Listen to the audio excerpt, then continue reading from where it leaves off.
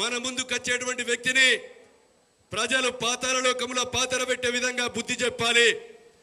ఈరోజు BJP party గత 10 సంవత్సరాలలో ఏం చేసిందో ఒక్కసారి మనం నెమరు వేసుకోవాల్సిందిగా విజ్ఞప్తి చేస్తున్నా. 10 సంవత్సరాల్లో సంవత్సరానికి 2 కోట్ల ఉద్యోగాలు ఇస్తా అన్నాడు. 20 కోట్ల ఉద్యోగాలు ఇవ్వాలి, 20 లక్షలు కూడా ఉద్యోగాలు ఇవ్వలే. కనుక ఈరోజు నిరుద్యోగ యువత మరణాలకు కారణమైన గత బీఆర్ఎస్ ప్రభుత్వం మోడీ ఈరోజు నిరుద్యోగ యువతను మోసం చేసింది. రైతులు పండించే పంటలను కూడా ఒక అదాని అంబానీ చేతిలో పెట్టి అదాని అంబానీ చెప్పినటువంటి రేట్లకే ఈరోజు ధరలు నిర్ణయించి పంటలు ఇవ్వాలని చెప్పి 3 నల్ల చట్టాలు తెస్తే ఆ 3 నల్ల చట్టాలను ఎత్తివేయాలి. అదాని అంబానీ చెప్పినటువంటి మేము ధరలను పంటలను మేము ఇవ్వం. రైతులు రోడ్డెక్కి ఢిల్లీ నడిపొట్టులో 360 రోజులు సంవత్సరం పాటు ధర్నా చేస్తే ఇదే ప్రధానమంత్రి అధికారంతో 760 మందిని పొట్టన పెట్టుకొని సంపించినటువంటి నీచుడు మోడీ అని మీకు ఈ సందర్భంగా తెలియజేస్తా ఉన్నాం. రైతులను పొట్టన పెట్టుకున్న పార్టీకి ఈరోజు ఆరూరు రమేష్ ఆయన ఆస్తులు కాపాడుకోవడానికి మరి పార్లమెంట్ సభ్యునిగా పోటీ చేశాడు తప్ప ఏమో ప్రజలకు ఒరగబెడదామని కాదని ఈ సందర్భంగా తెలియజేస్తున్నా. సోదరులారా, బిఎస్ఎన్ఎల్ కార్మికులు, రైల్వే కార్మికులు, అదేవిధంగా ఈరోజు సింగరేణి కార్మికులన్నీ కూడా ఒక ప్రైవేట్ పరం చేసి అదానికి అంబానికి అప్పచెప్పే ఆలోచనలో మోడీ ఉన్నాడు.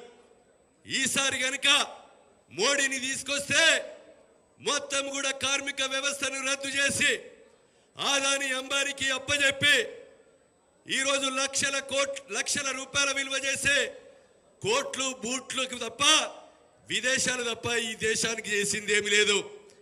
ఈ దేశం కొరకు స్వతంత్రం తెచ్చే కొరకు 12 సంవత్సరాలు జైలు జీవితం అనుభవించి గాంధీ తాతతో పోరాటం చేసినటువంటి నెహ్రూ గారు, అదేవిధంగా ఈ దేశం కొరకు ఇందిరాగాంధీ, రాజీవ్ గాంధీ ప్రాణ త్యాగాలు చేసినటువంటి నెహ్రూ కుటుంబం, అదేవిధంగా సోనియా గాంధీ 1200 మంది బిడ్డల ప్రాణాలు చూసి 60 సంవత్సరాల ఆకాంక్షను, 4 కోట్ల ప్రజల ఆకాంక్షను ఆంధ్ర రాష్ట్రంలో కాంగ్రెస్ పార్టీ నష్టపోతుందని తెలిసిన ఇక్కడ తెలంగాణ రాష్ట్రం ఇచ్చినటువంటి సోనియా తల్లికి ప్రధానమంత్రి అవకాశం వచ్చినా, రాహుల్ గాంధీకి ప్రధానమంత్రి అవకాశం వచ్చినా, మన్మోహన్ సింగ్ 2 సార్లు అవకాశం ఇచ్చారు. రాజీవ్ గాంధీ మరణాంతరం 32 సంవత్సరాల నుంచి పదవి లేకుండా ఈ దేశం కొరకు ప్రాణ త్యాగాలు చేసినటువంటి కుటుంబం అవసరమా? ఈ మోడీ రైతులను, కార్మికులను, అన్ని వర్గాల ప్రజలను, నిరుద్యోగ యువతను ప్రాణాలు బలిగొన్నటువంటి వ్యక్తికి ఓట్లేద్దామా? ఒక్కసారి మీరు ఆలోచన చేయండి అని ఈ సందర్భంగా నేను తెలియజేస్తున్నా. సోదరులారా, ఇలాంటి బీజేపీ పార్టీని కులాల పేరుతో, మతాల పేరుతో, దేవుళ్ళ పేరుతో విభజించి పాలించి ఓట్లు దండుకునేటువంటి వ్యక్తులు గనక ఈ గడ్డ మీద అధికారం వస్తే రక్తపాతం తప్ప ఇంకోటి ఉండదని ఈ సందర్భంగా తెలియజేస్తున్నా. కులాలకు అతీతంగా, మతాలకు అతీతంగా సంపడ్డ వర్గానికి ఈరోజు సుఖ సంతోషాలతో ఉండాలని, పేదవాళ్ళ కళ్ళల్లో వెలుగు చూడాలని నెహ్రూ కుటుంబానికి రాహుల్ గాంధీని ప్రధానమంత్రిగా చేసుకోవాల్సిన అవసరం మనందరి మీద ఉందని ఈ సందర్భంగా మేము తెలియజేస్తున్నాం. సోదరులారా, 100 ఓట్ల ఒక సభ్యుని మీరు ఎన్నుకున్నారు, బూత్ కన్వీనర్గా ఉన్నారు. బాధ్యత తీసుకొని కసితో, జిద్దుతో మీరంతా కూడా ఐక్యమత్యంగా ఉండి ఈ ఎన్నికల్లో మనమందరం పంచాయతీ ఎన్నికలు, మండల పరిషత్, జిల్లా పరిషత్ ఎన్నికల లెక్క యుద్ధ సైనికుల లెక్క పనిచేయాలి. ఈరోజు మనం వచ్చే ఈ ఎన్నికల కోడ్ వచ్చిన తర్వాత 90 రోజులైంది. ఇప్పుడు కోడ్ వచ్చి 40 రోజులు అవుతుంది. 90 రోజుల్లో మన తుక్కుగూడలో సోనియా గాంధీ చెప్పిన 6 పథకాలు ఏవైతే ఉన్నాయో 5 పథకాలను అమలు చేశాం. 7వ తారీఖు ప్రమాణ స్వీకారం చేసిన రోజున మా ఆడబిడ్డలందరికీ ఉచితంగా ప్రయాణం చేసే కొరకు బస్ సౌకర్యం కల్పించాం.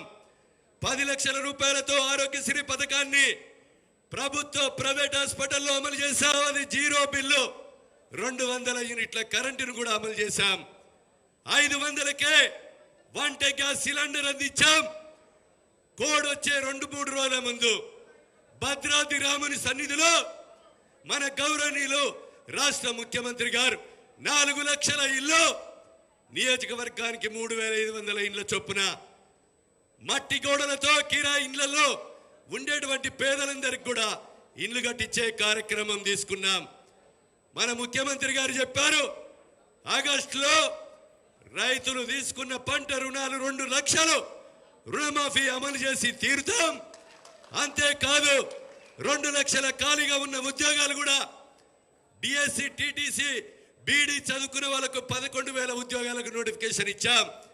7,000 ఉద్యోగాలు వైద్య డిపార్ట్మెంట్లో నింపాం. మిగతా ఉద్యోగాలు కూడా అసెంబ్లీ ఎన్నికల ముందు మేనిఫెస్టోలో ఏ డేట్లు అయితే ఇచ్చామో ఆ డేట్ల ప్రకారంగా నిరుద్యోగ యువతకు ఉద్యోగావకాశాలు కూడా కల్పిస్తామని మీకు ఈ సందర్భంగా తెలియజేస్తున్నాం. సోదరులారా, ఈ విషయాలని కూడా గమనించి 2,000 పెన్షన్ 4,000 ఇస్తాం. మా ఆడబిడ్డలకు కూడా 2,500 నెలకు కూడా అందిస్తాం. కానీ 16,500 కోట్ల మిగులు బడ్జెట్ను 7 లక్షల కోట్లు అప్పు చేసి వారి ఇంటికో ఉద్యోగం ఇవ్వలేదు, ఊరికో ఉద్యోగం ఇవ్వలేదు. దళిత గిరిజన కుటుంబాలకు 3 ఎకరాల భూమి లేదు. 10 సంవత్సరాల నుంచి 1 లక్ష రుణమాఫీ ఏకకాలంలో చేయలేదు. కేజీ నుంచి పీజీ వరకు ఉచిత విద్య లేదు. డిసెంబర్ 7వ తారీఖు మనం అధికారం వస్తే వాళ్ళ కాలంలో చెరువులన్నీ తెగితే రింగు బండ్లు వేయించకుండా నీళ్ళు ఆపక పొలాలు ఎండిపోతున్నాయని చెప్తున్నారు. ఈ పొలాలు జనవరి డిసెంబర్లో వర్షాలు కురుస్తాయి. ఒక్కసారి మనం ఆలోచన చేయాలి. మా మోరం చెప్పలలో అయితే వర్షాలు కురిసి 6 మనుషులు కొట్టుకపోయి 2,000 ఇండ్లు మునుగుతే 10 గ్రామాలు మునుగుతే ముఖ్యమంత్రి రాలే, మంత్రి రాలే, చనిపోయినోడికి 1 రూపాయి ఇయ్యలే. కానీ మొన్న ధర్మసాగర్కి వచ్చి ముఖ్యమంత్రి ఓట్లు దండుకోవటానికి కాంగ్రెస్ ప్రభుత్వం ఈరోజు ఏదో ఓట్ల కొరకు నాటకాలు ఆడుతున్నారు. కిషన్ రెడ్డి వచ్చిండు కేంద్ర మంత్రిగా, మా మోరం చెప్పలే ఊరు మునిగిపోయినప్పుడు 1 రూపాయి కూడా సాయం చేయలే. ఎండిపోయిన గడ్డి పట్టుకొని రైతులను ఆదుకుంటామని చెప్తున్నారు. సిగ్గుండాలి. ఈ యొక్క బీజేపీ బీఆర్ఎస్ వాళ్ళకి ఒక స్వతంత్రం తెచ్చిన పార్టీగా, తెలంగాణ ఇచ్చిన పార్టీగా నేడు కుటుంబాన్ని పోడు భూములకు పట్టాలు కావాలన్నా, ప్రభుత్వ భూములు పట్టాలు కావాలన్నా, పేదవాడు కళ్ళల్లో వెలుగు చూడాలంటే ఈరోజు చేతి గుర్తు మీద ఓట్లేసి గెలిపించుమని మీరందరూ కూడా ఒక యుద్ధ సైనికుల్లాగా పనిచేయాలని, చేస్తారని విశ్వసిస్తూ ఈ అవకాశం కల్పించినటువంటి వేదిక మీద ఉన్నటువంటి పెద్దలు మీకు మనస్ఫూర్తిగా పేరు పేరున ధన్యవాదాలు, కృతజ్ఞతలు తెలియజేస్తూ ముగిస్తామన్న. నమస్కారం.